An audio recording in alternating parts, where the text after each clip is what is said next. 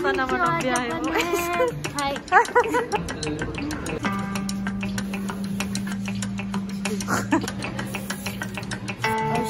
Ay.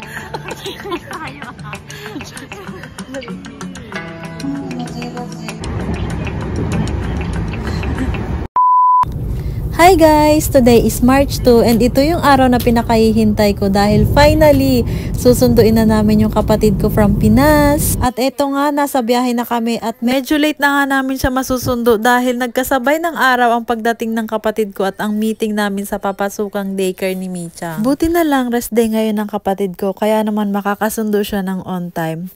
12:30 kasi ang arrival niya dito sa Japan at 12 naman kami makakaalis ng bahay. At mula sa bahay, 1.5 oras ang biyahe papuntang airport. Hindi na nga namin sinama si Michang dahil nag-train lang kami at medyo malayo ang biyahe. Buti na lang pumunta ngayon yung lola at lola ni Micha. Bukas kasi ay March 3, Girls' Day dito sa Japan. At tuwing Girls' Day kasi, pumupunta ang lolo at lola ni Michang para mag-celebrate. Kaya naman may napag-iwanan kami kay Michang. First time nga naming umalis ngayon nang hindi kasama si Micha. Nakakapanibago, hindi kami nahirapan sa biyahe pero yung isip ko naman yung nahirapan sa kakaisip. Grabe ganito pala talaga pag nanay na, no? Pero dahil lola at lolo naman niya yung kasama niya na sobrang maalaga at adi kay Michang, naging komportable naman ako na iniwanan ko si Micha. Medyo hirap na din kasi akong bumiyahe ngayon na may kasamang bata dahil kabuanan ko na ngayon. And buti na lang talaga dito sa Japan, bukod sa malinis, maganda at on time ang dating ng train nila, pwede kang magpa-reserve ng upuan na kung saan ay makakapili ka ng comfortable at magandang pwesto.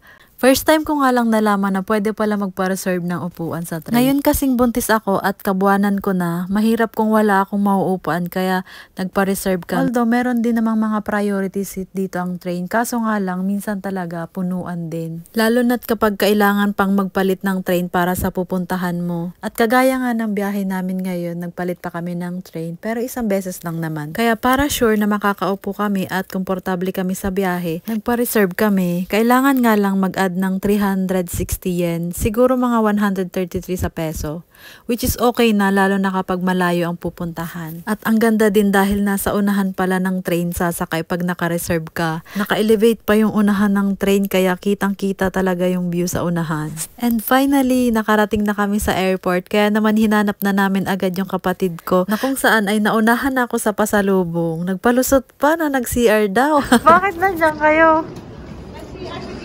Hi!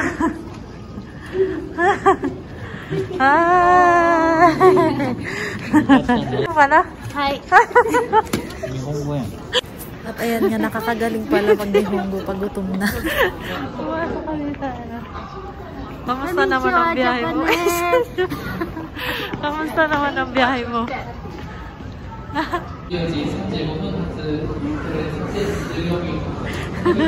Okay, pride or gano'n, or gano'n.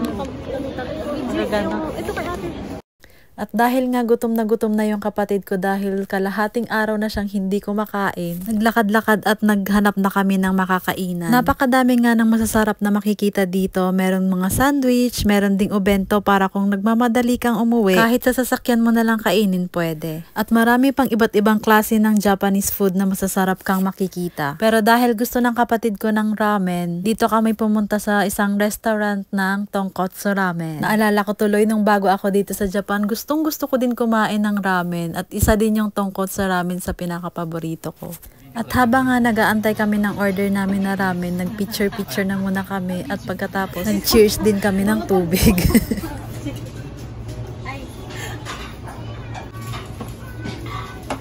Sarap. Ang tubig. Shoyu. Soy sauce. Yan, soy sauce. Open. Uy, suwari pagkakagata. May, yan o, may. Digdiho. Pukniton mo dyan. Yan. Tapos yung basura mo, digdi. Halakos ay Pang-sharon. Pang-sharon. Tapos Hashi. Chopstick.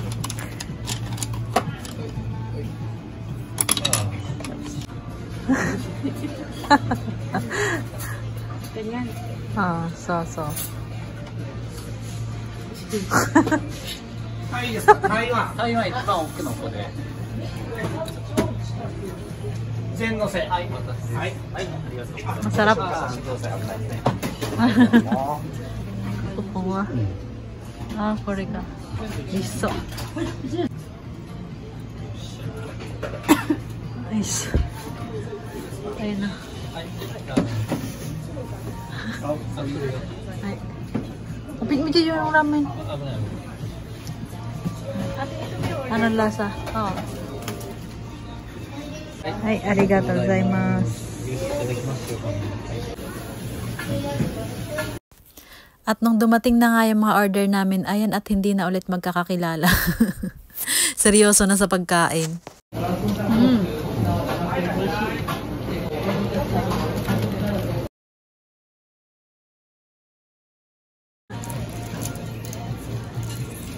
O anong haluin? Do.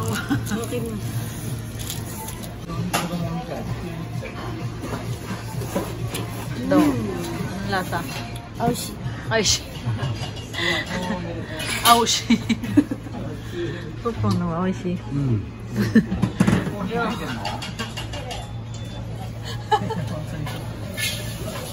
Bay nakatawa. Bilisan mo. Basta lang tapos higupan mo.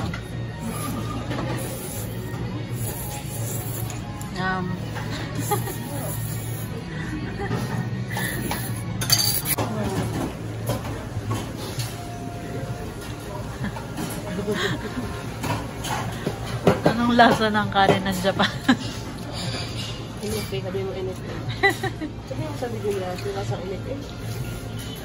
Lasa nga. Lasang init eh. Lasa.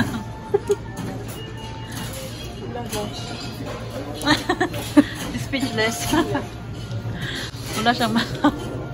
Hindi. Masarap.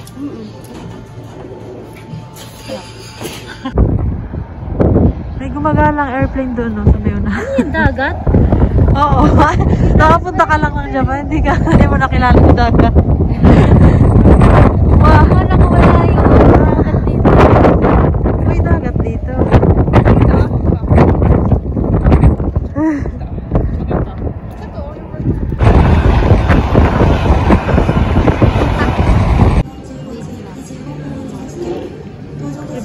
Sige lang, mag-smile ka lang. Ilapit yung di ba? Cheers tayo ah. Pamilyang vlogger. Kiran ko kayo tatlo. Ano nakagata ka niya? Pagayan. Maki.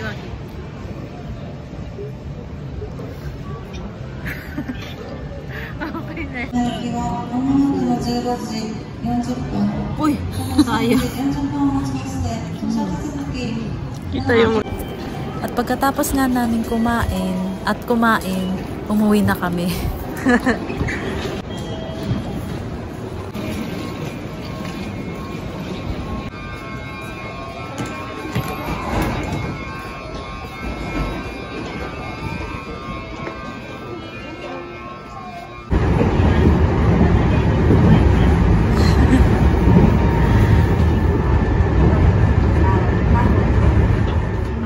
Kyangdo. どうですか。